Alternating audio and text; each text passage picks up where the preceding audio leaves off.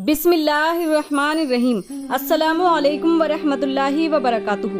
मोहतरम नाज़रीन इस्लाम, आज हमारी अक्सर माएँ और बहनें अपनी मुफलिसी और गरीबी का रोना रोती हैं और ये शिकवा करती नजर आती हैं कि घर में रुपया पैसा कमाई में बरकत मालूम नहीं होती, बलाएं और मुसीबतें पीछा नहीं छोड़ती, वगैरह वगैरह।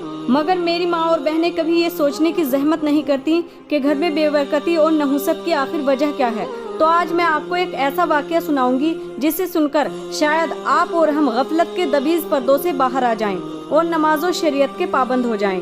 तो वाक़या सुनने से पहले हमारे इस चैनल ब्यूटी ऑफ इस्लाम को सब्सक्राइब करें और साइड में बेल को भी प्रेस करें ताकि आने वाली वीडियो का नोटिफिकेशन सबसे पहले आप तक पहुँचे। एक आदमी सरकार गौसे आजम बड़े पीर शेख अब्दुल कादिर जिलानी रदियल्लाहु अन्हु की बारगाह में हाजिर हुआ और अर्ज किया, हुजूर मैं बड़े परेशान और मफलूकिल हाल इंसान हूँ। गुर्बत ने चारों तरफ से अपने शिकंजे में कस रखा है। हुजूर मैं अपनी तकलीफ और गम के मदावा के लिए आया हूँ, लिहाजा दस्तगीरी फरमाइए। कोई तावीज़ या नुस्खा ही दे दीजिए ताकि मेरी गुर्बत और घर की नहुसत दूर हो जाए। हुजूर मैं भी नमाज पढ़ता हूँ और मेरी बीवी भी नमाज पढ़ती है और मैं कमाता भी हूँ, फिर भी कोई बरकत नहीं होती और पूरा घर नहुसत की लपेट में है। सरकार गौसे आजम ने उसकी फरियाद सुनकर अपनी आंखें बंद की और कोई दुआ तावीज़ या नुस्खा देने की बजाय बस इतना फरमाया कि जाओ अपने घर के दरवाजे पर एक पर्दा लटका दो। वो इंसान सोचने लगा, हाय अल्लाह ये कैसा तावीज़ है, मगर चूंकि बड़े पीर दस्तगीर का फरमान था इसलिए वो गया और अपने घर के सहन वाले दरवाजे पर जो अब तक बगैर पर्दे के था एक पर्दा लटका दिया। पर्दा लटकाते ही आहिस्ता आहिस्ता परेशानी दूर होने लगी, नहुसत का खातिमा होने लगा, बरकत लौटने लगी और वो खुशहाल व मालदार हो गया।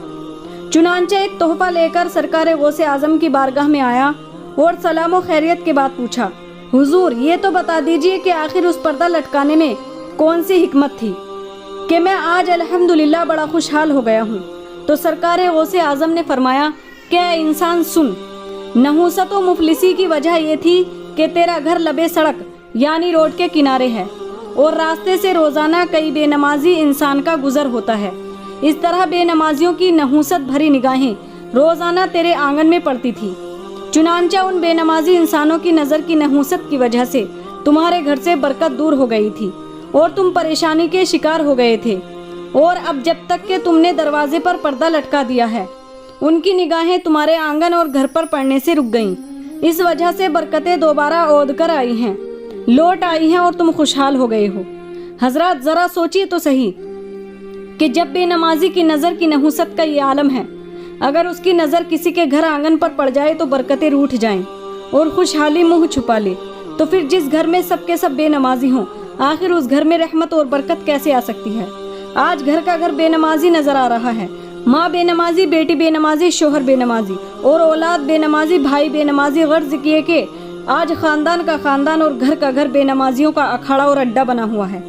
एक शायर इन्हीं सूरत हाल से इस तरह पर्दा उठाता नजर आता है, गलत रवि से मनाजिल का बौद बढ़ता है, मुसाफिरों रवीशे कारवां बदल डालो, सफीना अपने किनारे से लग भी सकता है, हवा के रुख पे चलो बादमां बदल डालो।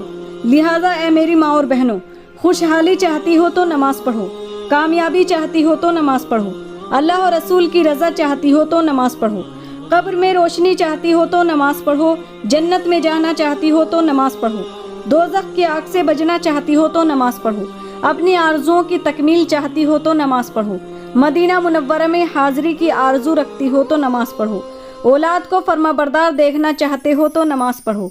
कर जवानी में इबादत काहिली अच्छी नहीं, कर जवानी में इबादत काहिली अच्छी नहीं, जब बुढ़ापा आ गया कुछ बात बन पड़ती नहीं।